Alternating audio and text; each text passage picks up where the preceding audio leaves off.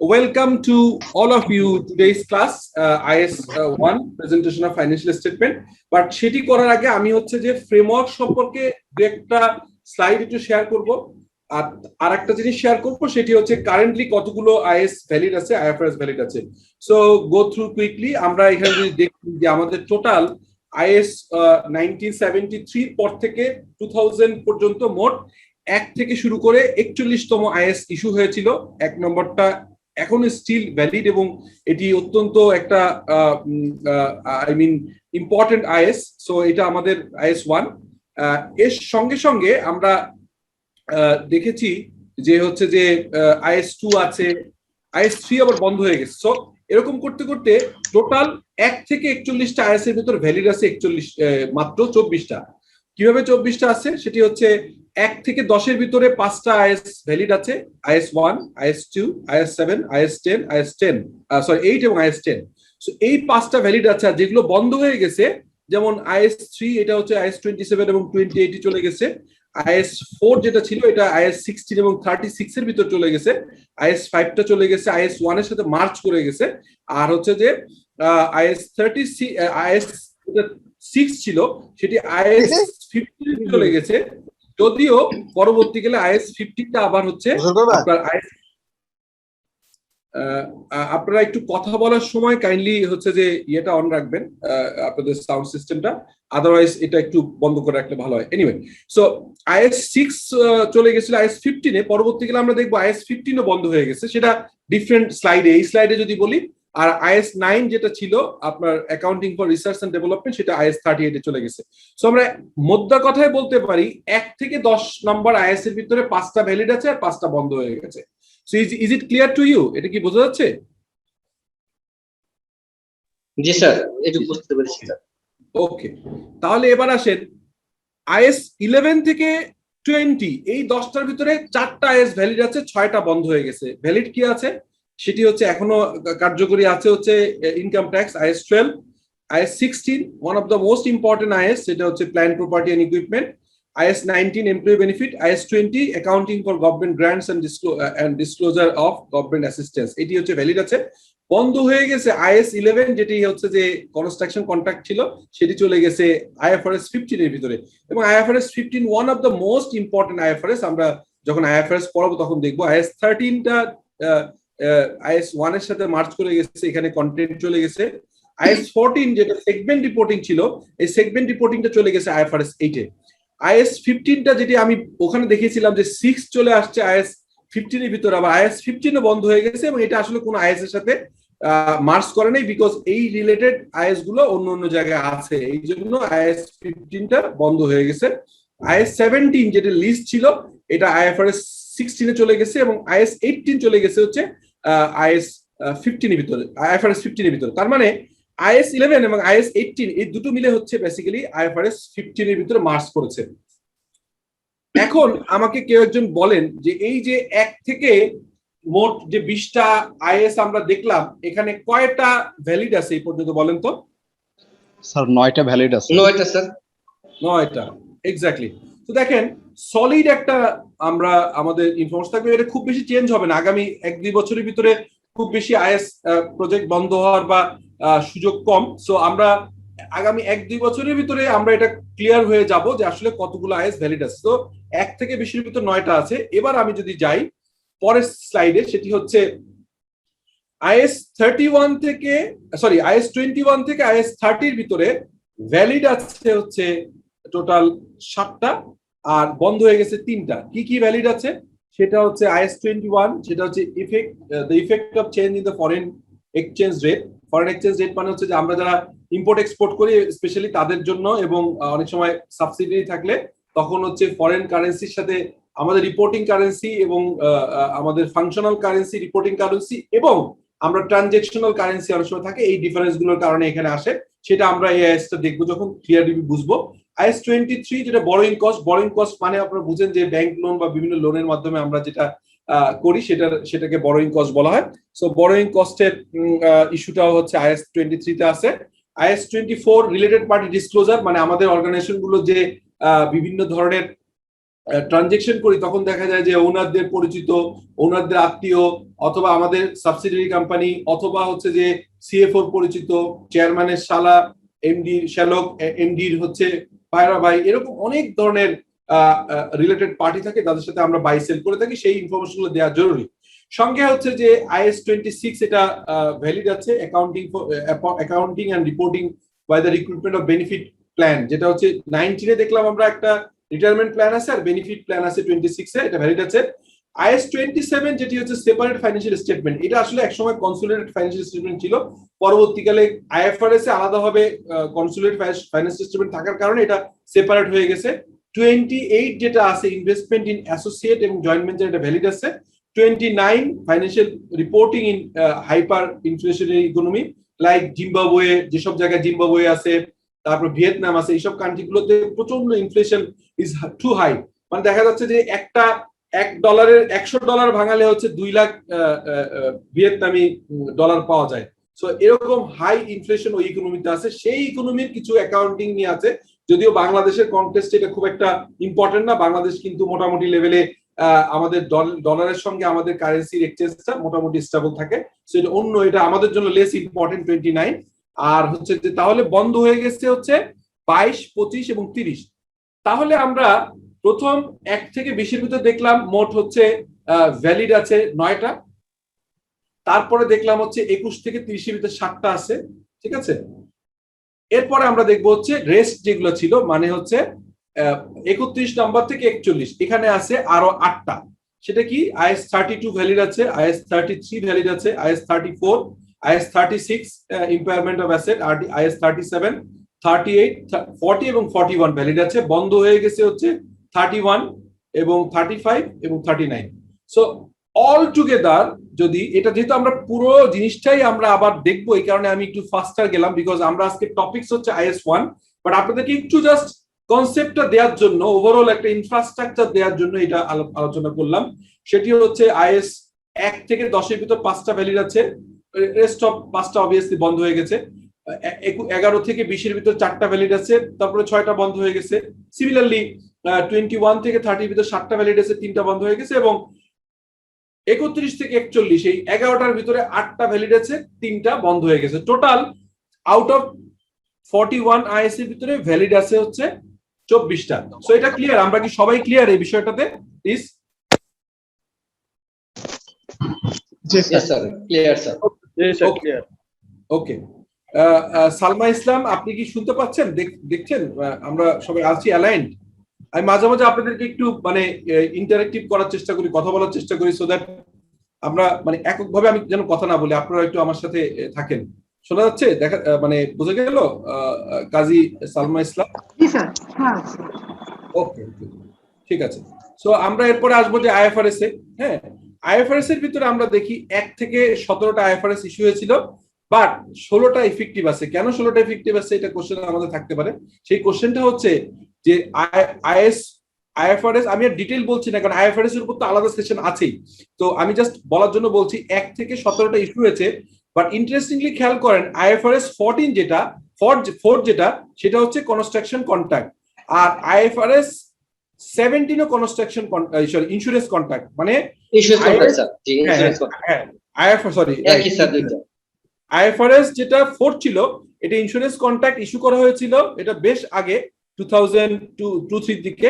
পরবর্তীকালে এটি আবার সংশোধন করে নতুন করে একটা IFRS 17 করা হয়েছে। সো এখন পর্যন্ত হচ্ছে IFRS 4টা ভ্যালিড আছে, 17 কার্যকর হয় নাই। 17 কার্যকর হয়ে গেলে তখন IFRS 4 বন্ধ হয়ে যাবে। তার মানে মূলত ইফেক্টিভ আছে 16টা, একটা কম, এটা তো বোঝা গেল। যেমন IFRS 17 was issued in May 2017, এটা হচ্ছে সাপোজ টু বি ইমপ্লিমেন্ট করার কথা ছিল হচ্ছে 20 সালে, বাট এই প্রজেক্টটা একটু চেঞ্জ হয়েছে, এটা 2023-এর জানুয়ারি 1 তারিখ থেকে অন অর আফটার এটা অ্যাপ্লিকেবল হবে। সো আমরা বুঝতে পারলাম মোট তাহলে কি হলো, যে 4 এখন ভ্যালিড আছে, 17 ভ্যালিড নেই। আর যখন 17 ভ্যালিড হয়ে যাবে, তখন 4 অফ হয়ে যাবে। সো ফার তাহলে আউট অফ 16 কয়টা ভ্যালিড আছে, কেউ একজন বলেন? 16টা স্যার। 16 রাইট, 16 যদি হয় তাহলে IS ভ্যালিড আছে কয়টা? 24টা স্যার। 24 স্যার 24 আইএফআরএস আছে কয়টা? 16টা 16 মোট কয়টা আছে? মোট কয়টা স্ট্যান্ডার্ড ভ্যালিড? 40 স্যার 16 তাহলে দেখেন 40 sir 40 sir 40 total 40 sir thank you. তো আমরা অনেক সিনিয়র প্রফেশনাল পাবো। আমি আপনাদেরকে সিম্পল একটা কুইজ খেলার মজা মানে একটা ইয়ে দিচ্ছি, মানে আপনি you can play this quiz, মানে একটা কুইজ করতে পারেন এমং ইয়োর কলিগদের সাথে। আপনাদের অনেকেই আছেন, ধরেন আপনারা অনেকেই প্রফেশনাল ফিল্ডে কাজ করছেন, আপনাদের প্রফেশনাল অনেকেই আছে। আপনারা শুধু নেক্সট ওয়ার্কিং ডেতে এমনি জাস্ট মজা করে জিজ্ঞেস করেন যে আচ্ছা আমরা তো অনেক কাজ করি, আমরা তো রিপোর্টিং, স্পেশালি যারা ফাইন্যান্সিয়াল রিপোর্টিং নিয়ে কাজ করে, আইএসআইএফএস নিয়ে কাজ করে, তাদেরকে জিজ্ঞেস করবেন যে জাস্ট একটু আপনারা বলেন তো যে কয়টা আইএস ছিল এবং কয়টা ভ্যালিড আছে আর কয়টা বন্ধ হয়ে গেছে, কয়টা আইএফআরএস আছে, ইন টোটাল কয়টা। সো এই ইনফরমেশনটা কিন্তু কালেক্ট করা বা আমরা জানাটা খুব কঠিন না, এটা সব জায়গায় আছে, বাট আমরা এটা কম্পাইল করে একসাথে কোনো ডিসকাশন করি না। সো আমি আপনাদেরকে দুইটা কাজ করব। ফার্স্ট অফ অল হচ্ছে যেমনি আপনাদেরকে একদম সলিড ইনডেপথ নলেজ দেওয়ার চেষ্টা করব, যাতে করে আপনাদের রিয়েল নলেজ বেসটা খুব স্ট্রং হয়। সঙ্গে সঙ্গে সঙ্গে সঙ্গে আপনাদের হচ্ছে যেটা হবে যে নলেজ বেস, যেটা আপনার ইন্টারভিউ স্কিল বলেন, আপনার একটা জব চেঞ্জ করলেন অথবা আপনি যে টপিকস এর উপর আছেন সেই টপিকস এর নলেজটা থাকাটা খুব জরুরি। আমরা যারা অনেক সময় দেখেছি যে স্টুডেন্টরা বিসিএস এর জন্য প্রিপারেশন নেয়, তখন দেখা যায় তাদের জেনারেল নলেজটা খুব থাকা জরুরি। তো আমরা যারা ফাইন্যান্স প্রফেশনে কাজ করি, এরকম কিছু সলিড ইনফরমেশন আমাদের কাছে হাতের কাছে অ্যাভেলেবেল এবং আমাদের কাছে থাকা উচিত, আদারওয়াইজ আমরা কনফিউজ হব। একজন সিনিয়র প্রফেশনালকে আপনি যখন জিজ্ঞেস করবেন তখন হয়তো সে গুনতে হবে, হিসাব করতে হবে, বাট আমরা যখন এই ক্লাসের পরে দেখলাম যে কি হলো, যে আমরা জিনিসটা একদম ক্লিয়ারলি বুঝলাম। সো এইটার বিষয়ে যদি কোনো কোশ্চেন না থাকে আমি আসলে মূল ইয়েতে চলে যেতে চাচ্ছি। Thank you. আপনারা কোনো কোশ্চেন থাকলে করতে পারেন, please. You are very welcome to ask any question.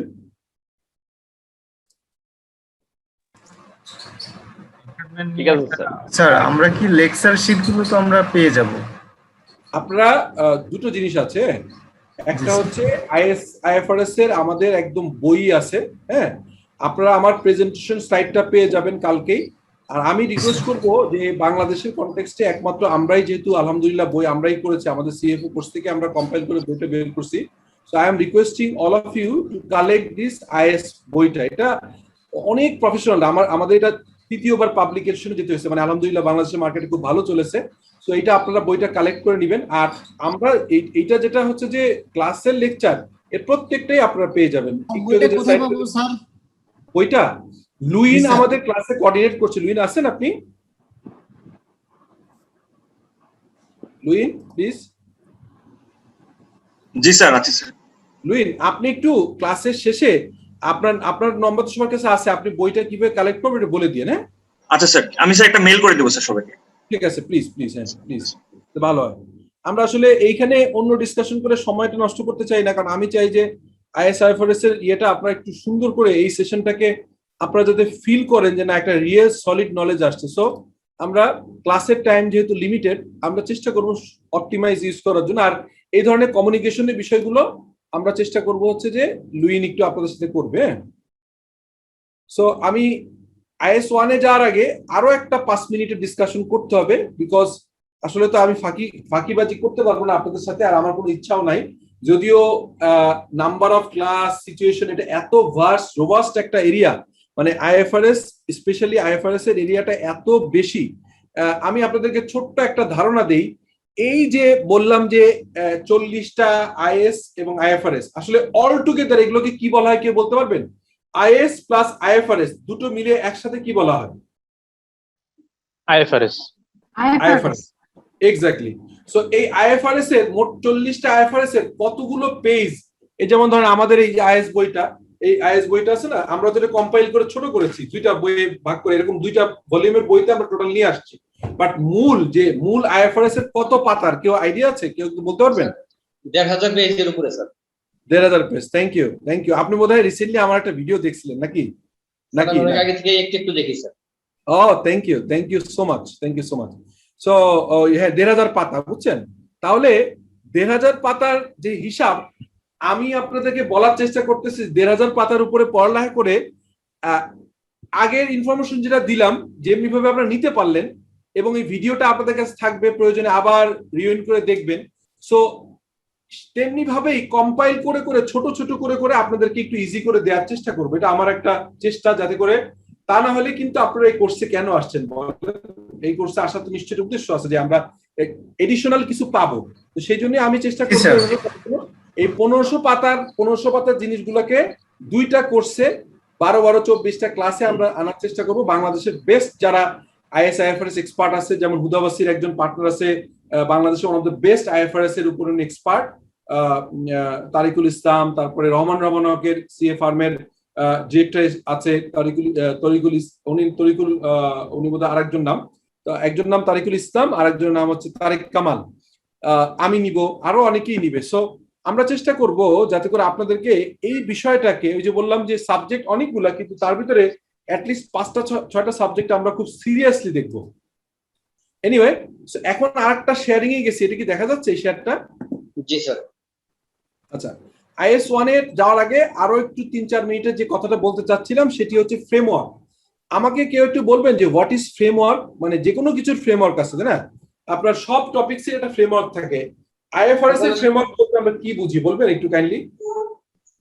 Construction body টাইপের স্যার, যে স্ট্রাকচার। জি, structure body sir, structure bye. Thank you Aziz ভাইও বলছেন, স্বপন হাসানও বলছেন, ফ্যান্টাস্টিক।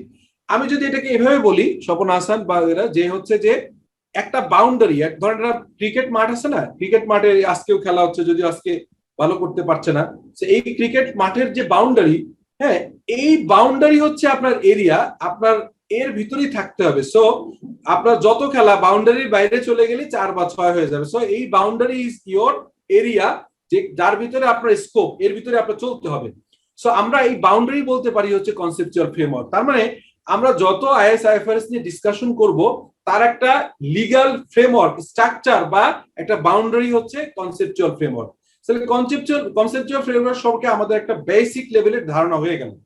সো এটা করতে যে আরেকটা জিনিস আমাদের জানতে হবে, যেটা আমাদের স্বপন আহসান বলছিল শুরুতে, যে আপনার বলছিল আইএএসসি এবং আইএএসবি, এই জিনিসটাও আমি জাস্ট 2-3 মিনিটে বলবো। সেটি হচ্ছে একটু জাস্ট ছোট্ট করে ব্যাকগ্রাউন্ডটা বলি, সেটি হচ্ছে যে আপনার 1950 সালের দিকে মূলত হচ্ছে বিজনেস গ্লোবালাইজ হয়েছে। হ্যাঁ, বিজনেস গ্লোবালাইজ হয়েছে মূলত হচ্ছে আপনার 1930-40-এর দিক থেকেই মূলত হচ্ছে সারা পৃথিবীতে ব্যাপকভাবে, যদিও আরো আগে 1500-1600 শতকের দিকে বিজনেসটা আসলে কান্ট্রি টু কান্ট্রির বর্ডার ক্রস করে ইন্টার কান্ট্রি এক্সপোর্ট ইম্পোর্ট শুরু হয়ে যায় 1500 শতকের পরে। স্পেশালি আমরা অ্যাডাম স্মিথ যে ইকোনমিক জনক, ওনার একটা থিওরি ছিল, উনি বলেছিল যে কম্পিটিটিভ অ্যাডভান্টেজ। পরবর্তীকালে আরেকটা থিওরি আসছে, সেটা হচ্ছে যে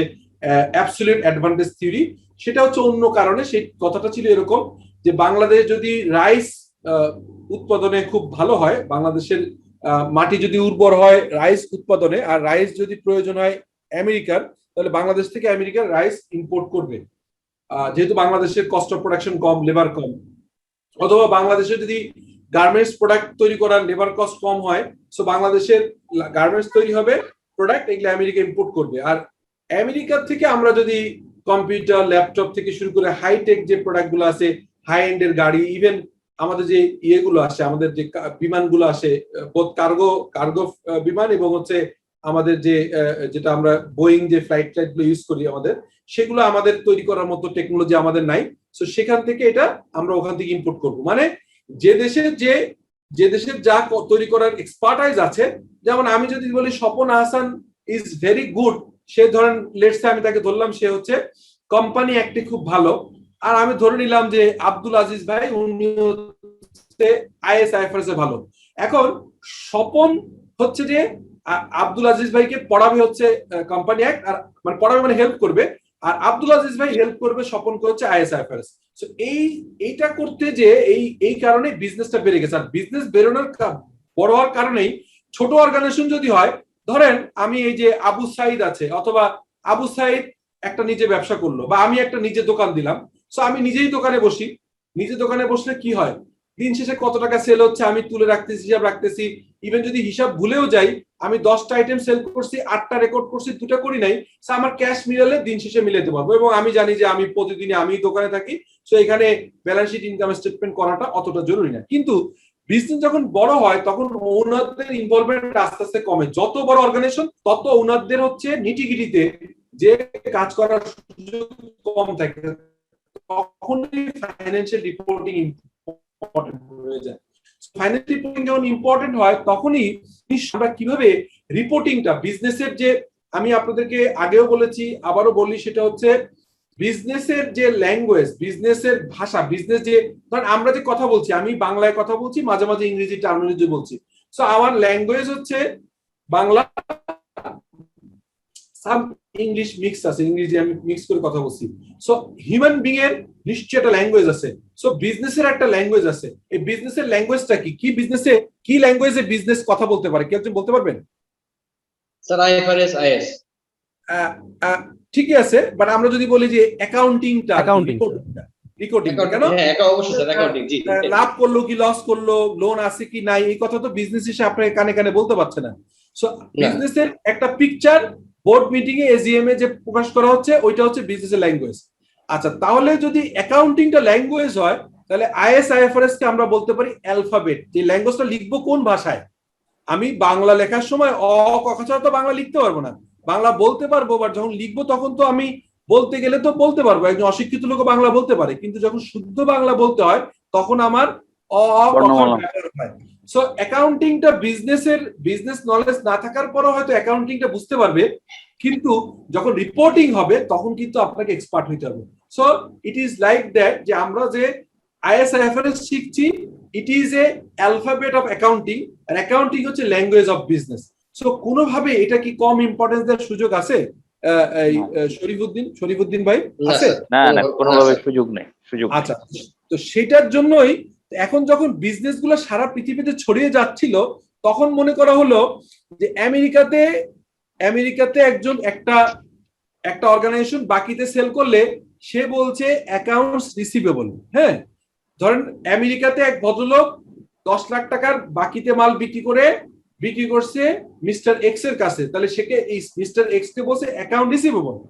আর বাংলাদেশে আমরা বলছি ডেটর কথাটাকে মনে আছে, আপনারা শুনেছেন ডেটর কথাটা? শুনেছেন? জি জি জি স্যার, ডেটর ক্রেডিট শুনেছি। তাহলে এক জায়গায় যদি দেনাদারকে বলা হয় হচ্ছে অ্যাকাউন্ট রিসিভেবল, আর এক জায়গায় যদি বলা হয় ডেটর, তাহলে আমেরিকা এবং বাংলাদেশে যদি কোনো লোক বিজনেস ওন করে, দুইটা কান্ট্রিতে দুইটা সাবসিডিয়ারি, তখন দুইটা সাবসিডিয়ারি, দুইটা কোম্পানি, একটা আমেরিকাতে আছে একটা বাংলাদেশে আছে, দুইটা কোম্পানি যখন মিলায় আপনি দেখতে চাইবেন যে তার লাভ লস কত, অ্যাসেট লাইবিলিটি কত, তখন কিভাবে মিলাবেন? বিকজ এক জায়গায় বলতেছেন, এক জায়গায় স্বপন আহসান, আমি জানি স্বপন নাম, আর একজন বলছে আহসান, ওর বাড়িতে হয়তো জানে আহসান, সে অফিসে বলছে স্বপন। আমার ক্ষেত্রে হয়, আমার একটা নিকনেম আছে, আমার দিকে পুরনো হচ্ছে, আত্মীয় স্বজন চিনে, ধরেন আমার একজন আত্মীয় এসে আমার অফিসে জিজ্ঞেস করলো, যে আমার নিকনেম ধরে জিজ্ঞেস করলো যে উনি আছেন কিনা, তো আমার রিসিপশনের লোক বলে দেয় উনি নাই, এই নামে কোনো লোক নাই, তাই না? তো স্বপন যখন বাসায় হচ্ছে আহসান, আমি জানি স্বপন, যখন স্বপন আমার সাথে কাজ করে, তো আমার রিসিপশনে এসে বললো যে আহসান আছে, বললো না আহসান সাহেব নাকি কাজ করে না। So is like that. এই কারণে এই জিনিসটাকে যদি কোনো অ্যাম্বিগুইটি না হয়, এই জন্য একটা টার্ম ইউজ করা হয়, সেটাকে বলা হয় হারমোনাইজেশন। কি টার্ম ইউজ করা হয়? হারমোনাইজেশন। হারমোনাইজেশন একত্রীকরণ, সব ক্ষেত্রে একইভাবে হয়। সেই হারমোনাইজেশন শুরু করার কারণে শুরু হয়েছে আইএস। এই হারমোনাইজ শুরু করার জন্য শুরু করা হয়েছে আইএএস। এই আইএস কত সালে শুরু হয়েছে? এই আইএসটা শুরু হয়েছে 1973 সালে।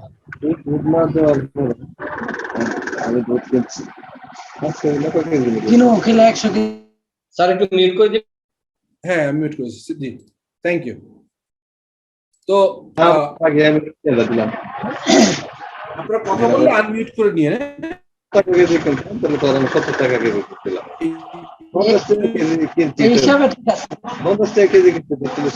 একটু প্রবলেম হচ্ছে স্যার, নেটে একটু প্রবলেম হচ্ছে বারবার স্যার। এখন কি নেটের প্রবলেম হচ্ছে আমারটা?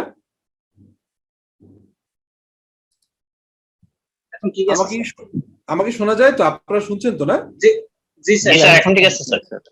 ওকে, সো ঠিক আছে, আমি তাহলে যেটা বলছিলাম তাহলে এই যে হারমোনাইজ করার জন্য প্রথম শুরু হয় হচ্ছে 1973 সালে একটা কমিটি করা হয়। এই কমিটির নাম হচ্ছে ইন্টারন্যাশনাল অ্যাকাউন্টিং স্ট্যান্ডার্ড কমিটি। ঠিক আছে, এই ইন্টারন্যাশনাল অ্যাকাউন্টিং স্ট্যান্ডার্ড কমিটি 1 থেকে 41টা আইএস ইস্যু করে।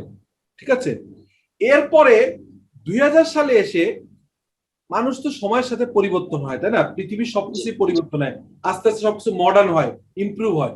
সো আইএসসি ছিল ইন্টারন্যাশনাল অ্যাকাউন্টিং স্ট্যান্ডার্ড কমিটি, এইটা আবার কে ডিসলভ করে এটাকে অ্যাডাপ্ট করে আরেকটা নতুন কমিটি, সেটাকে বলে international accounting standard board.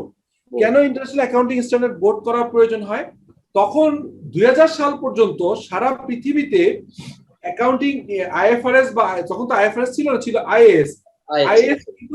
Is কিন্তু অলমোস্ট সব জায়গায় ছিল। কয়েকটা মেজর ইকোনমি, বড় বড় ইকোনমিতে আইএস টাকে খুব একটা অ্যাডাপ্ট করা হয়নি। তার ভিতরে ইম্পর্টেন্ট ছিল হচ্ছে আমেরিকা, ইউএসএ, জার্মানি, ইন্ডিয়া, এইসব জায়গায় এটাকে করা হয়েছিল না তখন পর্যন্ত। বাংলাদেশ সহ অনেক জায়গায় আগে থেকেই ছিল, বাংলাদেশ অনেক আগে। বাংলাদেশ 84 থেকেই হচ্ছে সরাসরি আইএস অ্যাডাপ্ট করে। এরও আগের থেকে প্র্যাকটিস ছিল, বাট 84 থেকে। এর কারণটা কি? বাংলাদেশ সহ পৃথিবীর অনেক জায়গায় ইংল্যান্ডের শাসন ছিল, এবং এই আইএফআরএসটা কিন্তু এটার অ্যানালাইসিস রিসার্চ সব ইউকে বেস, মানে ইংল্যান্ড বেস।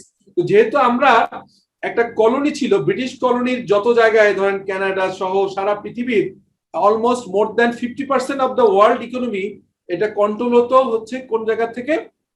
আপনার ব্রিটিশ কলোনি আন্ডারে ছিল। যে কারণে আমাদের কালচারের ভিতরে ব্রিটিশ ল, হ্যাঁ, ব্রিটিশ কোম্পানি অ্যাক্ট বলেন, সিকিউরিটিজ অ্যাক্ট বলেন, আইএস বলেন, আইএফআরএস বলেন, ব্রিটিশদের বাই বন্ড ফলো করার একটা টেন্ডেন্সি আমাদের ছিল। যে কারণে অনেক আগের থেকে আমরা আইএস আইএফআরএস এ কনভার্স বা মার্জ করেছি, আমরা অ্যাডাপশন করেছি। বাট পৃথিবীর মেজর ইকোনমির ভিতরে ইউএসএ, জার্মান, ইন্ডিয়া, আরো কিছু কান্ট্রি তখন ছিল না।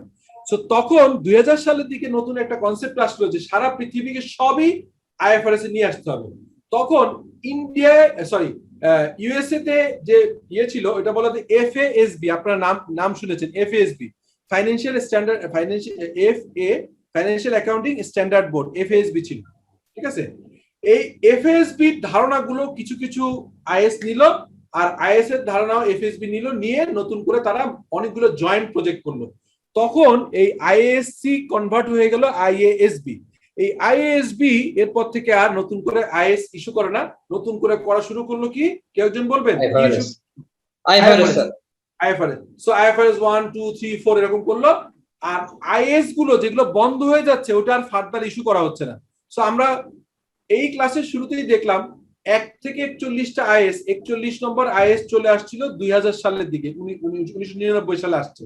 তো 99 সালের পরে আর কোনো আইএস আসে নাই, বরঞ্চ আইএস বন্ধ হতে হতে 41 থেকে এখন আসছে 24। আর 2000 সালের পর থেকে একটা একটা করে আইএফআরএস আসতেছে, 1 থেকে শুরু করতে করতে, যেটা ফার্স্ট টাইম অ্যাডাপশন, এখন চলে আসে 17। সো আমরা ইন ফিউচারে দেখবো যে আইএস গুলো আরো বন্ধ হয়ে যাবে, হতে হতে এটা হয়ে যাবে সব আইএফআরএস। হ্যাঁ, তো এইটাই আমি জাস্ট একটু বেসিক জিনিসটা আপনাদেরকে বলতে চেয়েছিলাম। এই আইএস 1 এ যাওয়ার আগে লাস্ট স্লাইডটা কি? দিস ইজ লাস্ট স্লাইডটা কি? আমাকে কি দেখতে পাচ্ছেন আপনারা? জি স্যার পাচ্ছি। আইএফআরএস ফাউন্ডেশন মনিটরিং, এখানে হচ্ছে আইএফআরএস ফাউন্ডেশন, যেটা হচ্ছে আইএফআরএস ফাউন্ডেশন হচ্ছে ওই যে আইএএসবি বললাম, ইন্টারন্যাশনাল অ্যাকাউন্টিং স্ট্যান্ডার্ড বোর্ড, তাদের একটা স্পন্সরশিপে তাদের আন্ডারে একটা আইএফআরএস ফাউন্ডেশন হয়েছে। সেই আইএফআরএস ফাউন্ডেশনে আবার 22 জন ট্রাস্টি আছে। ট্রাস্টি তো বুঝেন, দিস ইজ এই 22 জন ট্রাস্টি হচ্ছে আইএএসবি, মানে ইন্টারন্যাশনাল অ্যাকাউন্টিং স্ট্যান্ডার্ড বোর্ড। এটা আসলে আইফেক এর স্পন্সরশিপ আছে, এবং আইএসবি আসছে। আইএসবি মূলত হচ্ছে এখানে একটা আইএফআরএস অ্যাডভাইজারি কাউন্সিল কাজ করে, আর একটা হচ্ছে আইএফআরএস ইন্টারপ্রিটেশন কমিটি কাজ করে।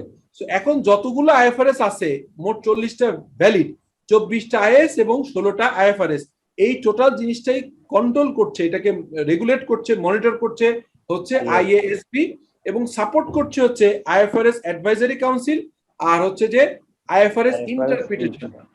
এখন last question, what is IFRS interpretation? এই কথা একটু বললে আমার মনে হয় আর কিছু এই পর্যন্ত আর বলার থাকবে না। আইএফআরএস ইন্টারপ্রিটেশন মানে কি, এটা কেউ একজন বলবেন? What is IFRS interpretation? জানি না স্যার। আচ্ছা, সো কাজটা কি কেমন হবে সেটা জানানো। ব্যাখ্যা বিশ্লেষণ করে বলবে। হ্যাঁ, রনি হালদার একদম। সেটি হচ্ছে আমরা একটা, যদিও এটা রিলেভেন্ট, এটা উদাহরণটা দেওয়া অতটা ঠিক হচ্ছে না, বাট একটু দেই। বিং এ রিলিজিয়াস মুসলমান আমরা জাস্ট ওইটা বলি। যেমন ধরেন প্রত্যেকের ধর্মগ্রন্থে এই জিনিসটা আছে, আমি আমার ধর্মগ্রন্থ থেকে বলি যে কোরআন শরীফ যেটা আছে, পবিত্র কোরআন, এটা হচ্ছে বেসিক সমস্ত কিছু দেওয়া আছে, বাট এর ব্যাখ্যা বিশ্লেষণ করে নাই। এর ব্যাখ্যা বিশ্লেষণ কোথায় দেওয়া আছে বলেন তো? হাদিস শরীফে আছে। হ্যাঁ, হাদিস শরীফে আছে। সো আমি জাস্ট উদাহরণটা দিলাম, যদিও এটা সরাসরি উদাহরণ দেওয়া ঠিক হচ্ছে না, তারপরে জাস্ট বোঝানোর জন্য, সহজ করার জন্য বললাম। তেমনি ভাবে আইএফআরএস হচ্ছে মেইন 1500 পাতা, তাও কিন্তু সলিড জিনিসগুলো আছে। এর যদি ব্যাখ্যা বিশ্লেষণ কিছু প্রয়োজন হয় বা ফার্দার যদি কোনো ব্যাখ্যা দেয়, সেগুলো দেয়া আছে কোথায়? ইন্টারপ্রিটেশনে। ঠিক আছে, ইন্টারপ্রিটেশন। সো ইন্টারপ্রিটেশন কথাটা বোঝা গেছে? ক্লিয়ার? জি sir, clear sir, very clear. আরেকটা উদাহরণ দেই, সেটা হচ্ছে আমরা জানি যে ইনকাম ট্যাক্স অর্ডিন্যান্স আছে না, ইনকাম ট্যাক্স অর্ডিন্যান্স, এর সাথে সাথে ইনকাম ট্যাক্সের সাথে আরেকটা জিনিস আছে, কি বলেন তো? কি আছে? রুল আছে না? হ্যাঁ, রুলস আছে। রুলস হচ্ছে পার্ট বি।